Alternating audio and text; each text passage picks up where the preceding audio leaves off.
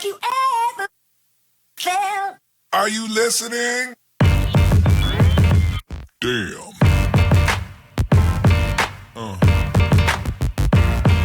Yeah.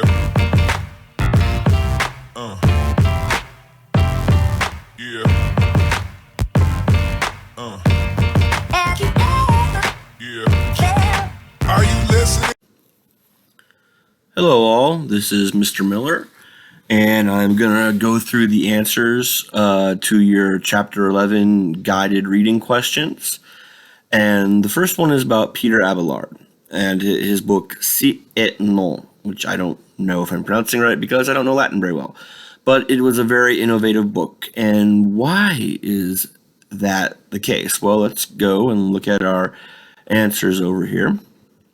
It was a textbook for his students that aimed to arrive at truth by presenting questions on 156 subjects. Each question was followed by answers in the form of quotations, taken from various authorities' opinions on that subject.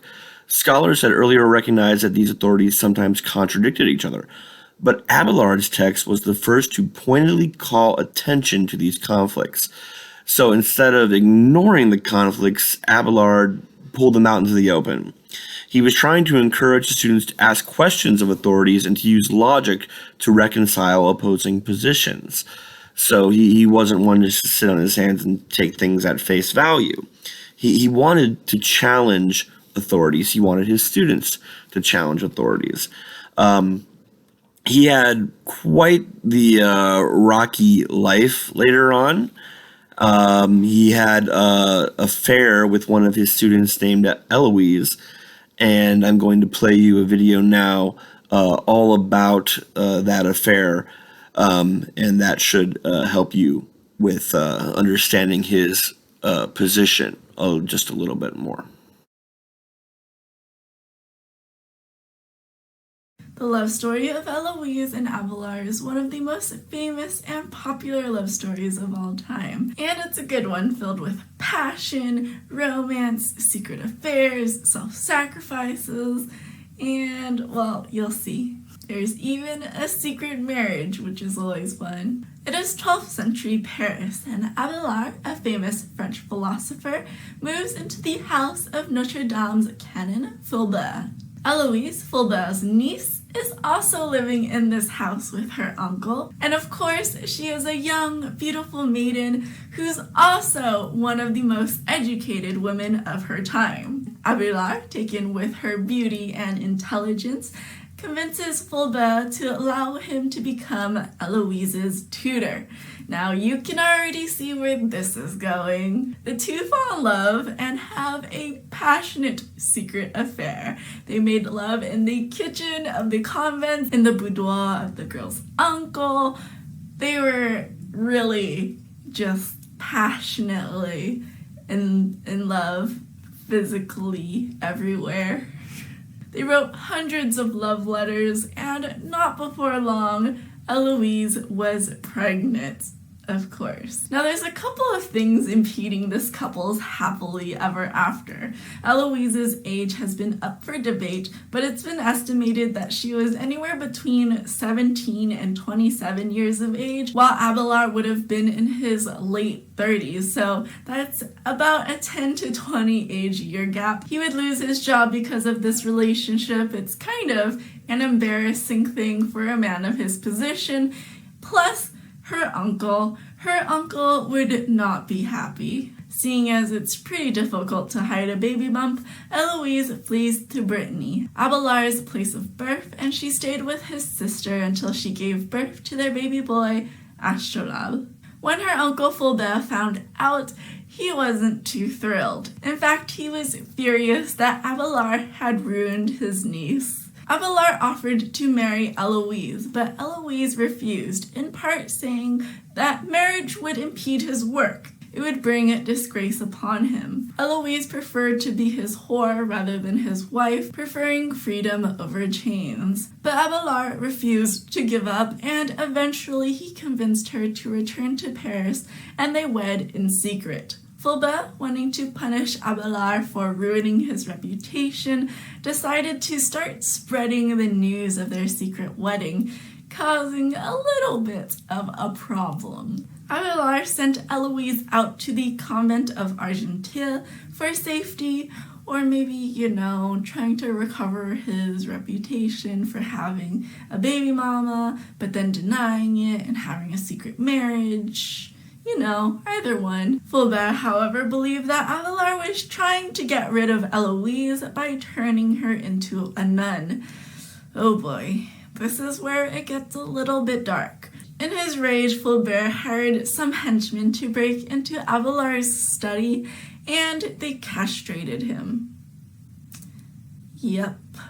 Once recovered in his humiliation, Abelard decided to enter the Abbey of Saint Denis and took his vows as a monk. At Abelard's insistence, Eloise also became a nun, despite having to leave her son behind. Despite their separation, their love continued through what is now their famous love letters. "Men call me chaste," she writes. "They do not know the hypocrite I am." Even during the celebration of Mass, she confesses lewd visions of the pleasures that she shared with Abelard take such a hold upon my unhappy soul that my thoughts are on their wantonness instead of on prayers. I should be groaning over the sins I have committed, but I can only sigh for what I have lost. This love story is by no means a perfect fairy tale. In fact, when we read it, there's a lot of questions to be had. Today, you think about a teacher-student relationship? Kind of gross and irresponsible. Eloise, despite being well-educated, wasn't a feminist heroine either. She gets married even though she doesn't really want to. She becomes a nun just because he told her to. There's so much intensity and sacrifice in their relationship that it all seems kind of foreign. But the tragedy of their relationship has a kind of grandeur to it that has captured the imagination and attention of everyone around the world. 600 years later, Josephine Bonaparte, the first wife of Napoleon I, was so moved by their story that she ordered the remains of Abelard and Eloise to be entombed together. To this day, lovers or lovelorn singles from all over the world visit the tomb to leave letters at the crypt in tribute to the couple or in hope of finding true love. I hope you guys enjoyed this video, and in celebration of Valentine's Day this February, I'm going to be releasing a couple more videos similar to this one. Next question here. How were universities run and how did students learn? It's quite a departure from what you would expect today, but universities in this time period were always connected to monasteries or cathedrals, some religious connection, as you could probably have guessed beforehand. Each university's curriculum differed from that of other universities in content and duration. But for the most part, students learned by memorizing master's lectures because books were expensive. Books were obviously the computers of their time. They were expensive to make, and they were not widespread. This is before the printing press. And it was difficult to get a hold of a book. So technically, masters and students were considered clerics. They were like part of the clergy. Thus, they were exempt from secular courts and enjoyed other special privileges. Students paid for their education and often sought out especially popular teachers, like Peter Abelard, for example, would be a popular teacher. Now, let's go back to question 3. Describe the common elements in 12th century churches built in the Romanesque style. Well, there are different styles. There's Gothic and Romanesque, which we're going to kind of focus on here. Romanesque churches typically boasted massive stone and masonry walls, with interiors lightened by paintings in bright colors and ornamented by jeweled reliquaries and altars. A reliquary would hold a relic, of course, and we talked about what relics actually are. The term is used, haphazardly today, but a relic was literally a body part or a piece of clothing of a saint or a holy person that would be used in the creation or the building of the church. Sculpture was used on both the exterior and the interior, softening the geometric forms of the various parts of the church. The interior was further enlivened by services conducted by priests wearing elaborate vestments. now I have a short video here for you that is going to highlight the differences between Gothic and Romanesque architecture.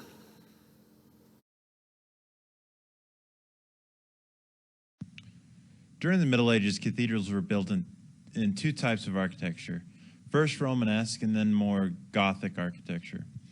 So let's talk about the differences between this, and I have a graphic here to help us out. Romanesque architecture literally means Roman-like architecture.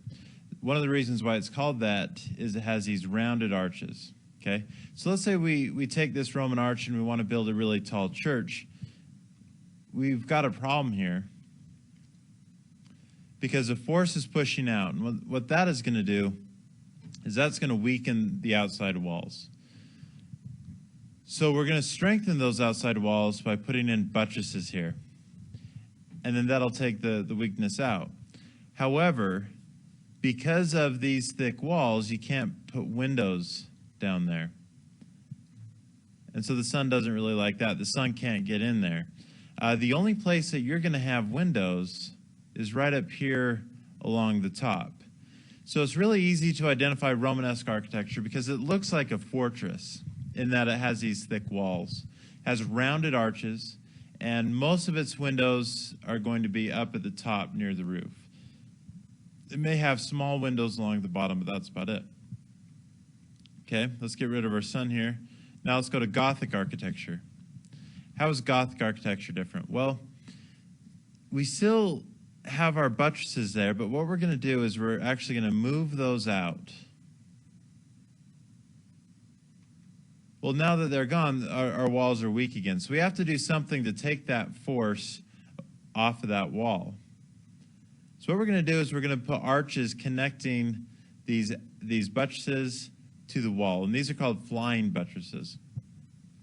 And that'll do its job, and it'll take away the pressure on that wall. In fact, the force will actually move down across the flying buttress and down to the foundation. Okay? And the other nice thing about this is that the sun can actually get inside the church now. That's going to lighten up the church, and everything's good. They make one big change as well. Let's get rid of our Roman arch, and we're going to put on what's called a Gothic arch, and that's a pointed arch. So a dead giveaway here on identifying Gothic architecture is now we don't have those rounded arches so much. We have pointed arches, flying buttresses, and large windows, normally stained glass windows that's going to let the light inside. So let's check for understanding here. Let's see how well you can do. What type is this architecture? Again, notice the rounded arches, not very many windows at the bottom. The windows are normally up at top. So that's Romanesque. Now this church looks a little bigger, but again, check for the number of windows at the bottom. Are they pointed or rounded? They're rounded, so this is Romanesque.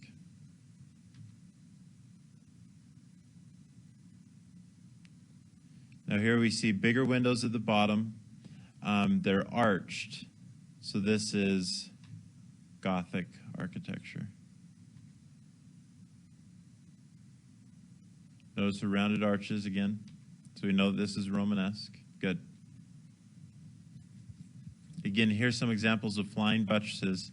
So anytime you see flying buttresses, although those look like rounded arches there, they're still flying buttresses, so that's got to be Gothic. This is a building that you're probably familiar with, the Leaning Tower of Pisa. So now let's take this building and let's apply our new knowledge. This is going to be Romanesque architecture. Now don't let all the decoration throw you, okay? Ignore the decoration. They started doing this, but focus in on the number of windows at the bottom and the arches. The arches are rounded, so this is Romanesque again. Flying buttresses, so we know that that's Gothic.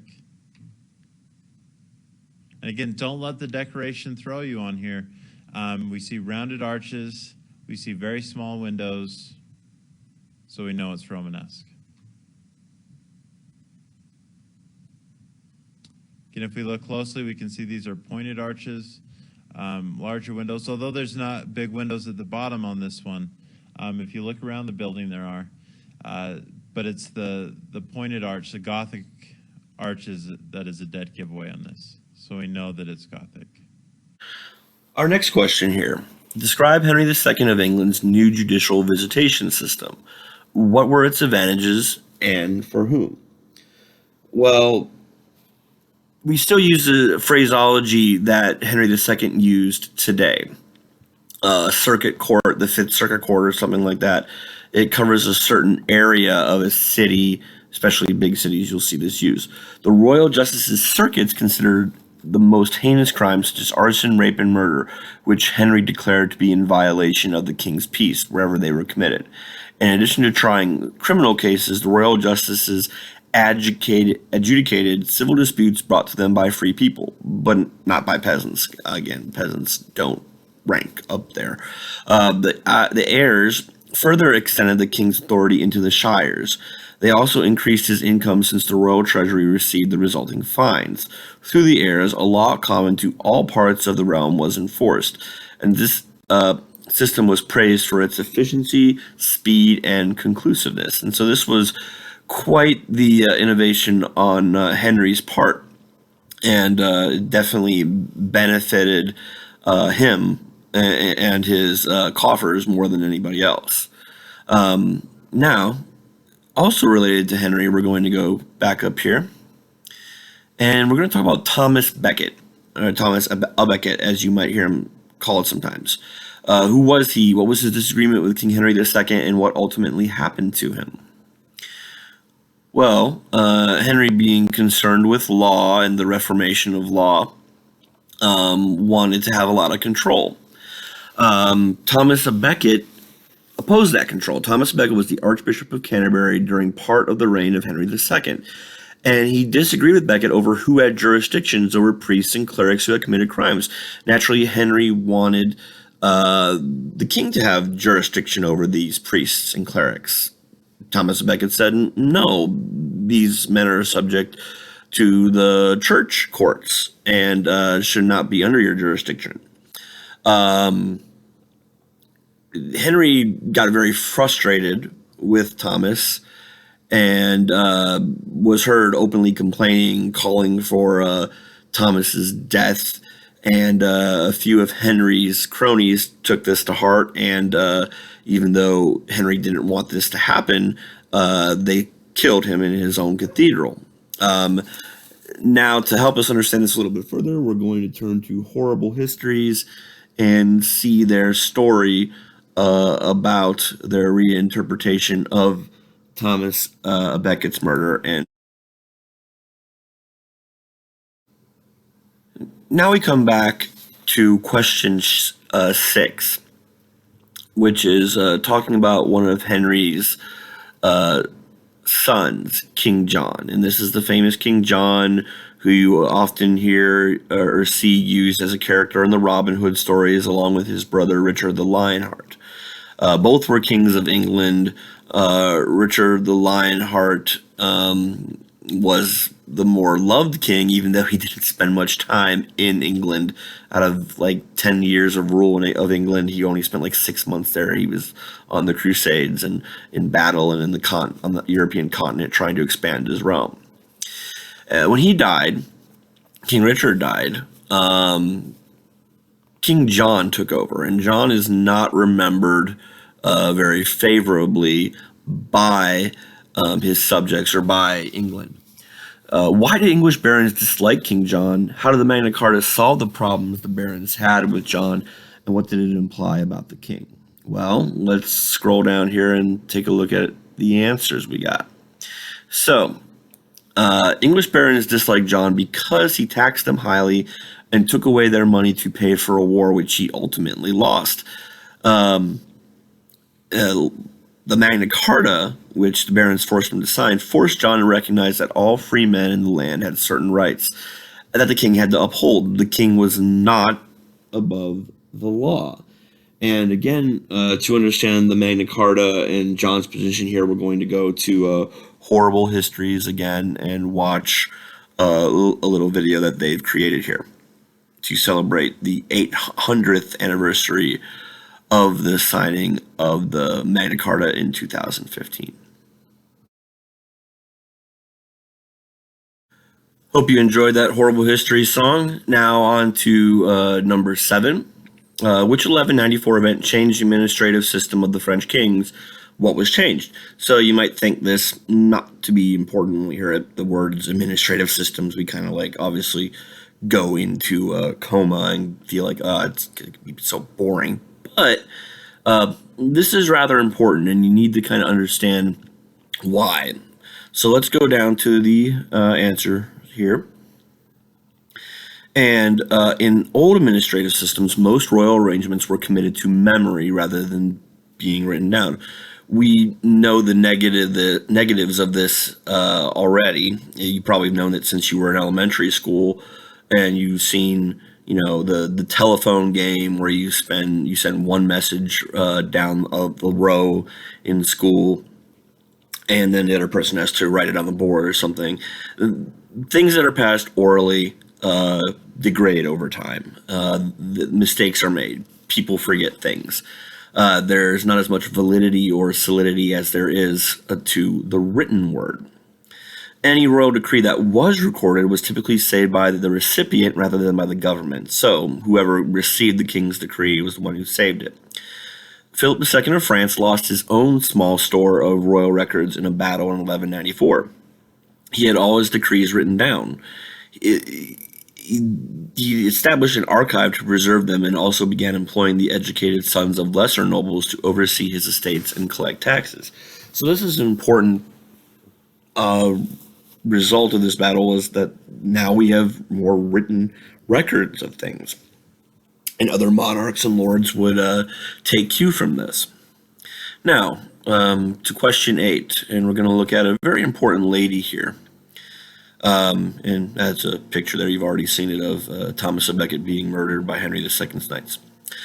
4 of the most important facts of Eleanor of Aquitaine's life. Eleanor of Aquitaine was just a very, very important person, a very different woman than most women of the time.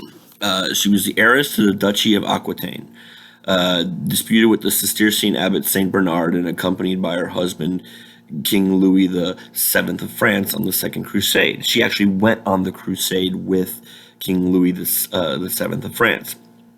She brought more troops to the crusade than he did. Louis later had their marriage annulled because she bore him no sons. And she did not lose all her title and power, though, because she then married Henry II of England in 1152, and he brought Henry the Duchy of Aquitaine into his rule. And she bore him several sons, so earlier on it wasn't her fault. It was obviously Louis's fault, if that can be blamed. Including, she was the mother of King Richard, the Lionheart of England, and King John, who we talked about in the signing of the Magna Carta. And she helped them conduct rebellion against their father. She resented his domination over her, and she she plotted against him in 1173 with the aid of Richard, but the rebellion failed. And she was imprisoned in a castle until Henry II's death in 1189. Now, I don't think enough can be said about her. She's just a very important person. I'll show you some pictures of her burial at a abbey in France. It begins with an F. It's like Fontevraud. I can't pronounce it very well. But she was buried next to Henry II, even though she tried to overthrow him. That's where they originally rested during the French Revolution.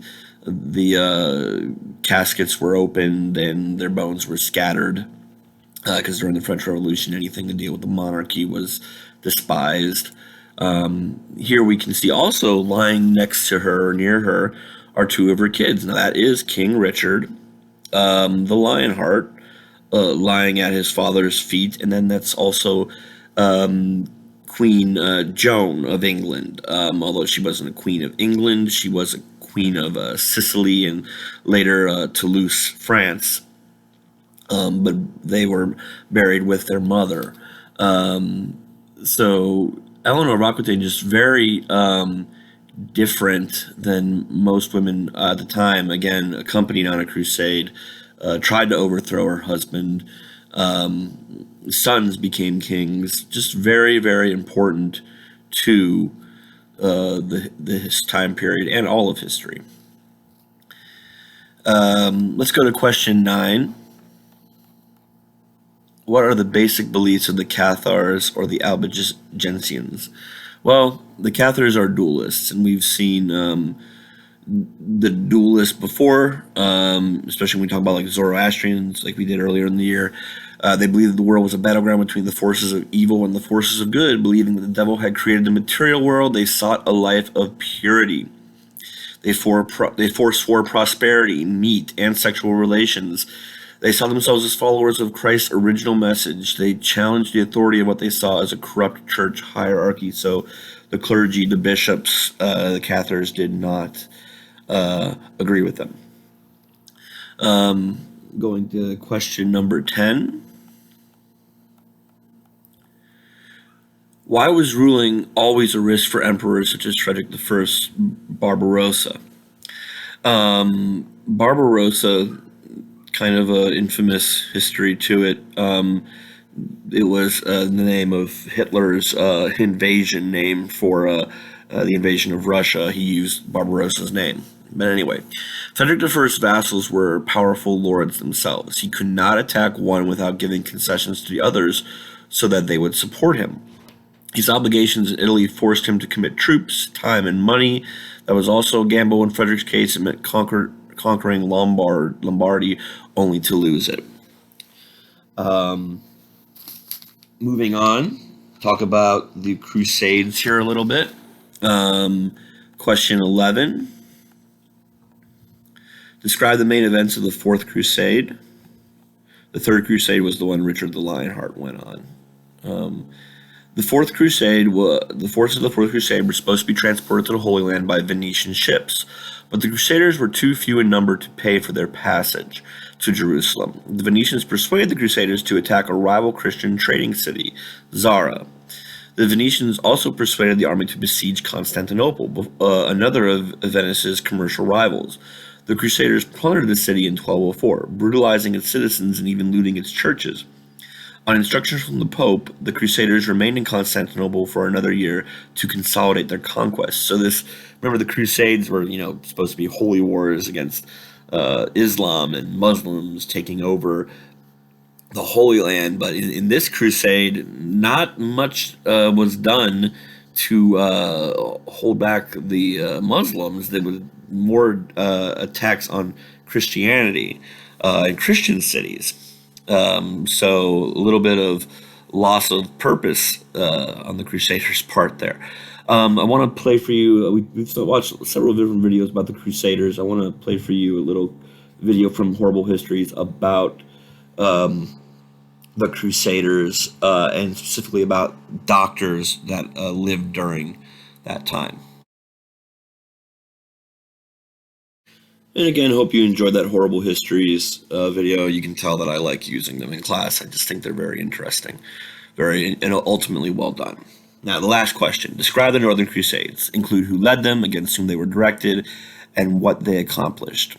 Again, the Crusades are considered to be holy war. That's the first thing a lot of people think about when they hear the word Crusades, but not always Christian versus Muslim.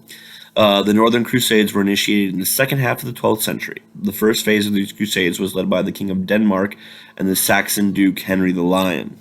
The peasants suffered from the ravages of the Christian knights, but Slavic nobles quickly became vassals of German and Danish lords and accompanied them on later campaigns farther east and north. The Cistercians built churches and monasteries even before hostilities had ceased, and Roman Christianity became entrenched. Other Western institutions, cities, guilds, universities, castles, and manors were brought eastward, often by German traders, craftsmen, and colonists who settled in the region. So, Northern Crusades, not really in the Holy Land, more in what we would consider today Eastern Europe. Okay, So that is the end of the questions.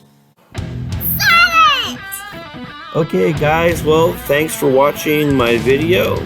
I hope you found it informative. And if you enjoyed what you saw, my daughter Adeline has some advice for you.